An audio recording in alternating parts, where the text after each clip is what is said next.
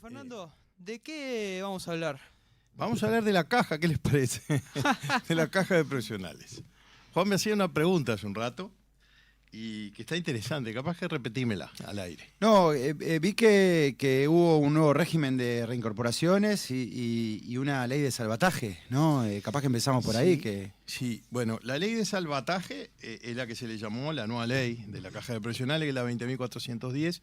Es una ley que nos asegura una sobrevida dolorosa, porque en definitiva los números, las proyecciones que se están haciendo no alcanzan con lo que se votó en el Parlamento, es decir, una ayuda relativamente inferior a la esperada desde el Estado y nuevos impuestos para la gente que está en la caja, es decir, para los jubilados un nuevo impuesto, la tasa de contribución pecuniaria que le agregaron, que paga entre un 2, la mayoría un 5% de la retribución nominal, y bueno, los activos que van a ir creciendo en sus contribuciones, el año que viene un 12%, el siguiente año un 6 más, el siguiente año un 6 más, además del incremento por el índice medio de salarios, ¿no? Nominal que haya en el año. O sea, es un asesinato. Y sin perjuicio de eso no hay soluciones a la vista. Por lo menos en la ley que se votó. Lo importante de la ley que se votó es que tiene un artículo, el artículo 14, que impone la formación de una comisión de expertos. Una comisión de expertos que tiene 3 integrantes del Poder Ejecutivo y 3 delegados del directorio de la Caja, que se supone que lo que tenemos que hacer es trabajar en soluciones de fondo de la Caja. Es decir, ver cómo es el sistema de aportes, cómo lo podemos cambiar, ya no más sueldos fictos, más porcentajes sobre sueldos que no son reales en el mercado uruguayo, porcentajes menores de aporte, incluso aportar por ingresos reales o profesionales. Allí hay un cambio cultural, ¿no? Pero bueno, es importante para que la caja siga funcionando. ¿Y saben qué? Que siga funcionando con el menor aporte del Estado posible. Si podemos evitar un aporte del Estado, que somos todos nosotros, que es la sociedad, podemos destinar esos fondos que hoy se destinan, tampoco en gran medida, pero se destinan a la caja de profesionales, lo podríamos destinar a otras áreas que son muy importantes, por ejemplo, el combate de las drogas, de las adicciones, de todas las adicciones en realidad, que es tan necesario allí apostar a la muchachada y a los jóvenes que no encuentran salida. Por lo tanto, estamos trabajando para que haya una nueva ley, quizá un complemento de la ley que se votó, con el cambio de esta realidad de la caja de profesionales. La misma caja, funcionando igual, está condenada al fracaso. Crónica de una muerte anunciada. Ya es la crónica de una muerte anunciada. Había un artículo de una colega que decía hace unos años ya, la crónica de una muerte deseada, decía, o buscada. Porque bueno, hay muchos que sostienen que hay muchísimos intereses de terminar cerrando la caja de profesional y que pase todo el mundo al BPS. Como en todas las cajas, pero parece que algunas tienen más ayudas que otras, como la bancaria, que paga jubilaciones enormes y tiene subsidio del Estado desde el año 2008.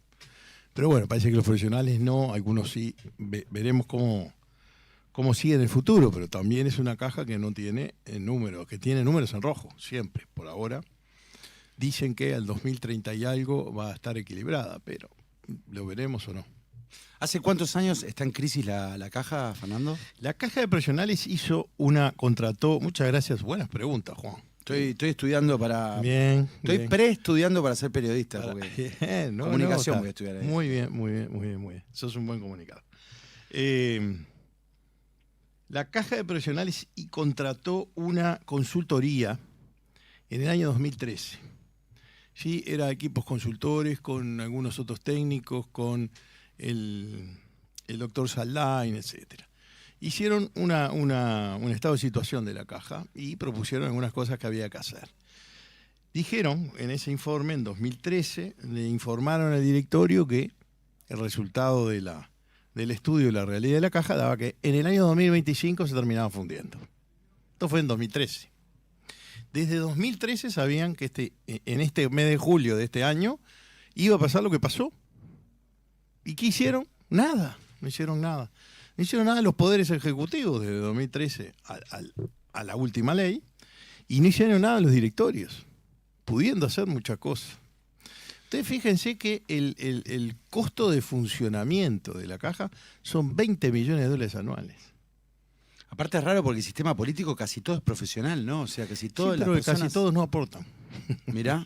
Eso lo vimos en la votación en el Parlamento, que todos se excusaban, avisaban, porque tienen que avisar por un artículo del reglamento interno, que tienen cierto interés en el tema. Pero todos decían, yo soy profesional, pero no aporto a caja. Yo soy profesional, pero nunca aporté. Había alguno que lo dijo muy contento, muy orgulloso, que nunca había aportado a la caja.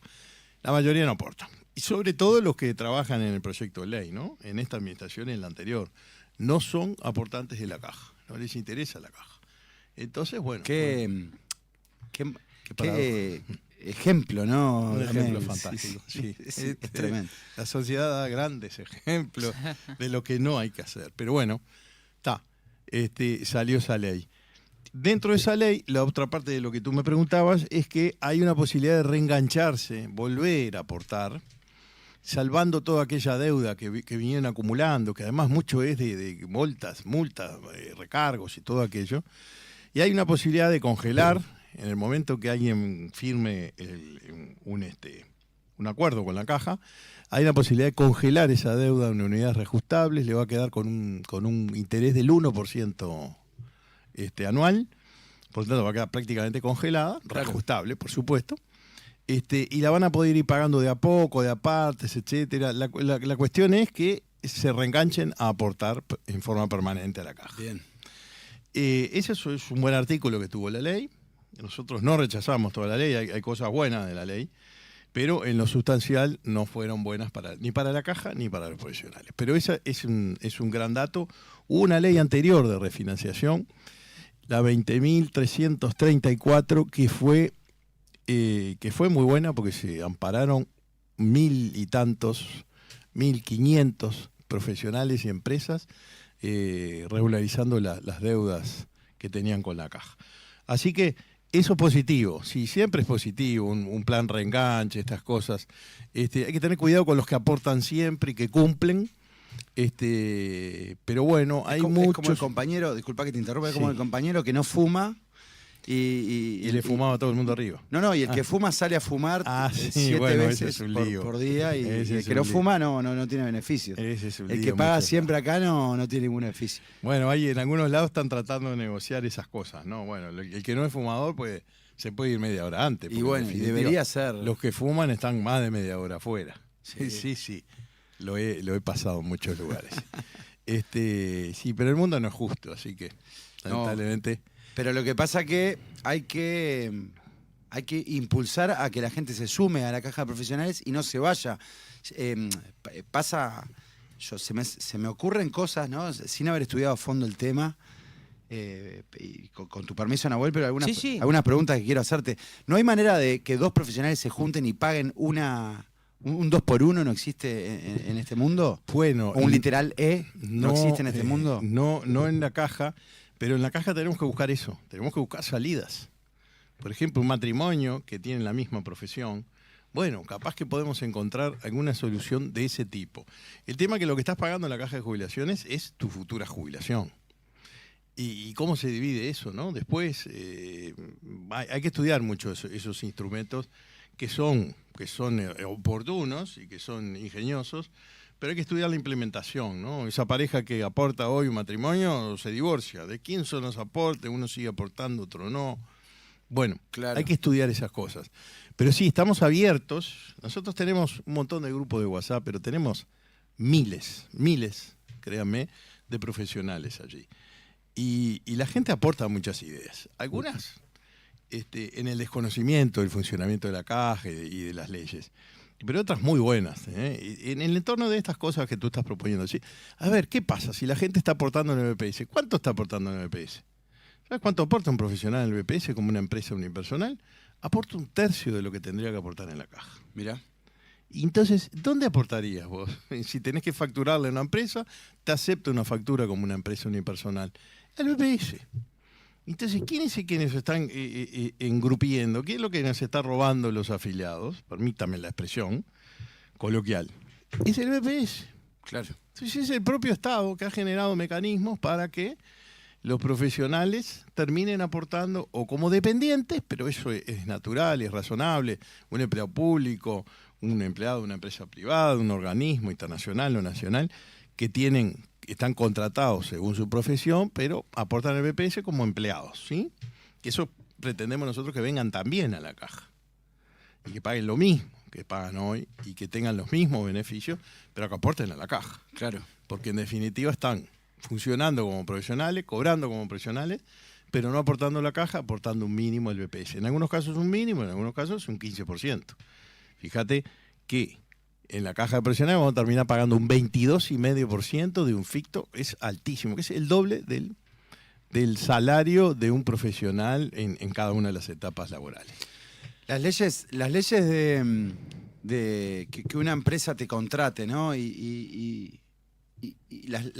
Una empresa contrata 20 psicólogos. ¿Paga caja de profesionales la empresa?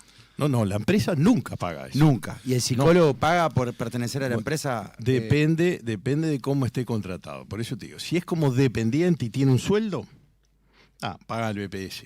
Según la normativa actual, paga el BPS. Y ahí no hay un error que habría que Sí, yo no tengo ninguna negociar. duda que es un error.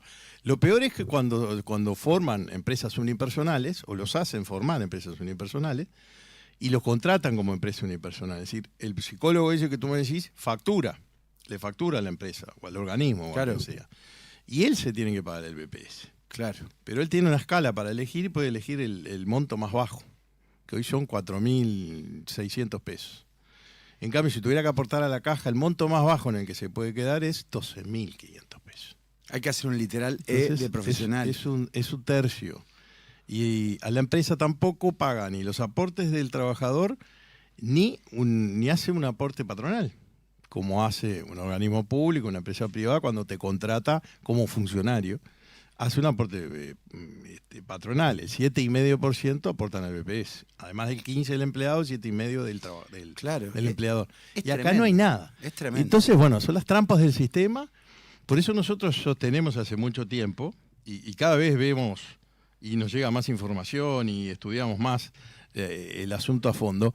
Nosotros venimos sosteniendo hace mucho tiempo ya que el principal causante de los problemas de la caja ha sido el Estado. Ha sido el Estado por estas cosas. Porque hay 113.000 profesionales que no aportan a la caja y están trabajando. Y la mayoría están trabajando en su profesión.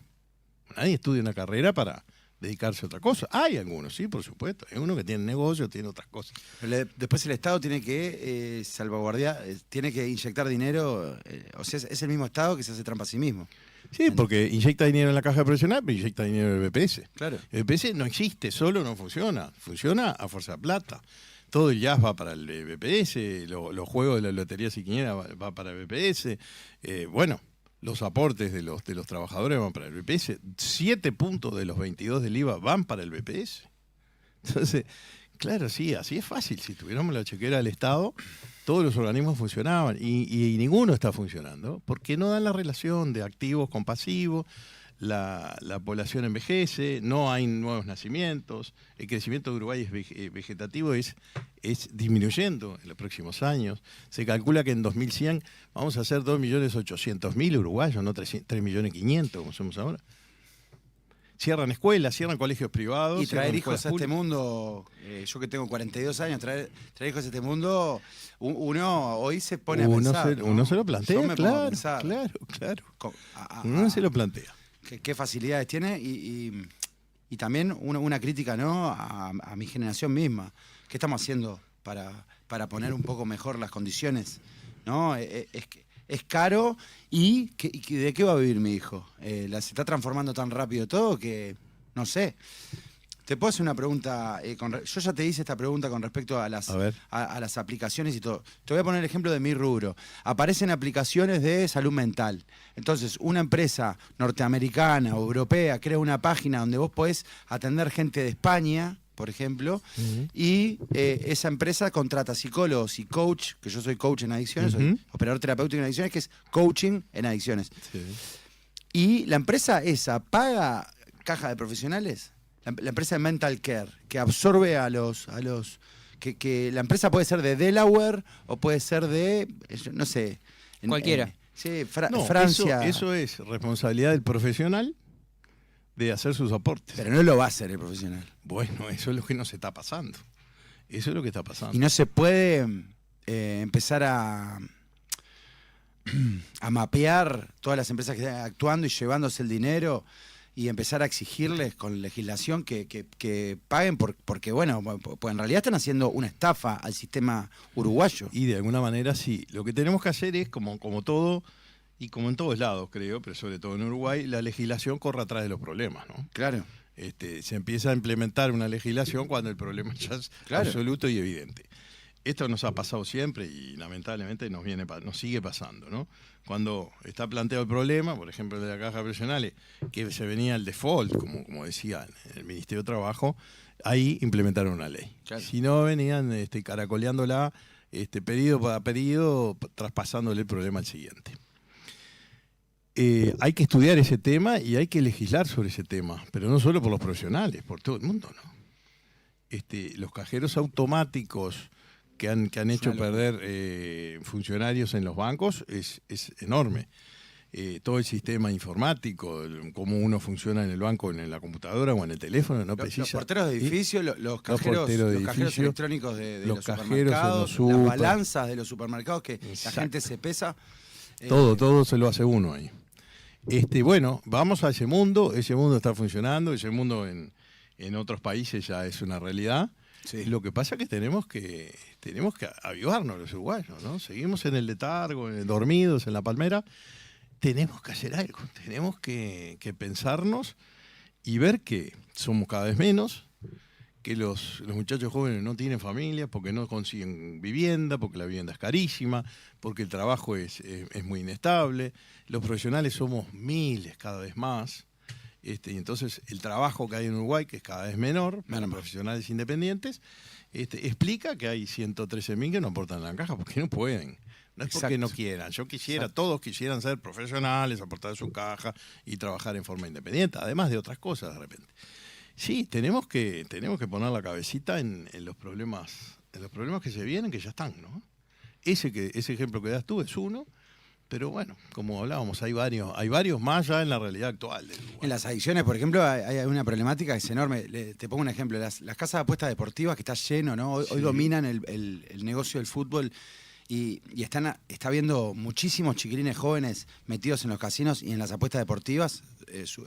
No la voy a nombrar. Hasta en otros deportes está pasando, Juan. Sí, en todo. En todos los deportes. Esas generan un daño a la sociedad que paga el pueblo uruguayo, por ejemplo... Vos, el BPS de los chiquilines que se certifican porque quiebra su salud mental por deber muchísimo dinero en las apuestas, lo pagamos entre todos. Sí. Esa discusión no está. Además de ese chiquilino, ese muchacho, quedar embargado para el resto de su vida. El resto de su vida. Deudas, haber estropeado la familia. Exacto. Haber estropeado su futuro. Exacto, pero en la economía también. Casos cercanos. La economía también impacta. Sí, claro, cómo no iba a impactar. Estamos sacando a una persona joven de la Troya por estar metido en esos... Y los casinos y las apuestas funcionan por el consumo problemático, no funcionan por el consumo responsable. O sea, la persona que hoy juega 200 pesitos y nunca más juega, ese no le da un mango, le da el que deja la hipoteca. El que va. Y no se graba a esos lugares de la forma que hay que grabarla, ¿no? Sí. Porque las casas de apuestas deportivas no pagan un fuerte, el daño que sacan de la sociedad uruguaya. No, de la sociedad uruguaya y de todas, ¿no? Pero en algunos lados seguro ya hay regulaciones para eso. Chatas, pero en Uruguay por lo que estuve informándome, comparado al daño que hacen, el alcohol, por ejemplo, en Uruguay saca $1.000 millones anuales en el daño que hace social, la baja de productividad, un montón de factores. 1.000 millones de son bastantes Hércules o Antera Arena, ¿viste? Para los dos bandos. Son bastantes daños de esos. Sin embargo, no aporta, no inyecta, no se graba tanta plata. El alcohol debería dejar acá el doble de esa plata, ¿no? Sí. Por lo menos. El alcohol, los cigarrillos y todas estas cosas. El cigarrillo sí es una buena política. Igual yo no sé cuánta plata se le graba al cigarrillo. Y hay que evaluar cuánto gasta la sociedad uruguaya en el EPOC y en todos los daños que genera, ¿no? Exacto. Bueno, eso es lo que tenemos que empezar a pensar, porque no sé si alguien lo está pensando. Eso es lo que me preocupa. Sí, a mí también. Porque atendemos el problema cuando ya es una crisis enorme, ¿no? el sistema de salud está quebrado también, ¿no? El FONASA tiene un déficit de $800 millones el año pasado. O sea, ¿cuándo nos vamos a poner a solucionar estas cosas? ¿No? Un país chico, fácil, que no tiene enormes accidentes geográficos, que no planta drogas, que no tiene plantíos de cosas raras, nada. Nada. Y entonces, y aparte todo el mundo que nos dice, es un país facilongo el de Uruguay. Sí, pero y aparte que los intelectuales que tiene Uruguay son buenos. Yo miro periodísticos que llevan a gente potente, y me parece que hay buenas. Yo creo que lo que nos está costando mucho, y esto es una crítica mía, lo voy a decir más por persona de 42 años, adultoide, que por otra cosa. Yo veo la discusión. Muchas veces no va por el plano de las ideas, de la filosofía, va por el plano de los cuadros de fútbol. Y para mí ya ahí estamos mal, que no nos podamos sentar a charlar. Yo creo que tenemos que repensar la discusión en general, ¿viste? Bueno, en Uruguay se camisetea mucho, ¿no? Claro. No solo en el fútbol, sino sobre todo en la política. Sí. Y entonces las decisiones se toman en función de la camiseta. Y muchas decisiones son infelices realmente. Pero bueno, se toman en función de la camiseta. Lo que hicieron los otros no lo vamos a hacer nosotros. Echamos a todos los que trajeron los otros o a todos los que promovieron los otros. Exacto. Y estamos en ese juego tan mediocre de un Uruguay muy mediocre, envidioso y falto de sentido común, que uno a veces se asombra, ¿no? Porque uno está dejando el país a sus hijos y realmente el país que le estamos dejando, por lo menos a mis hijos, es espantoso, francamente. Bueno, mi sobrina me preguntaron por qué no iba a ser padre y no me animé a responderle. Le dije cuando crezcan lo charlábamos porque no quería decepcionarla. Yo igual soy un optimista, ¿eh? Soy un optimista y creo que el ser humano le va a encontrar la vuelta porque siempre se la encontró. Lo que pasa es que es como decís vos, con la soga al cuello se la encuentra. Ese es el tema. Y es un penal. En lo de los profesionales yo creo que la clave sí está... desde mi óptica y sin estudiar el tema, ¿no? Dale. Que está grabando la tecnología, está grabando la inteligencia artificial, está grabando a la programación, que tiene una apertura, Uruguay tiene una apertura con los programadores, o sea, con los norteamericanos, muy buena, pero creo que se les va mucha plata ahí. Creo que ahí hay un... Y lo digo bien, digo que hay que buscarle la vuelta, que quede un poco más de plata acá para pagar. Porque los programadores creo que tienen un sistema muy bueno.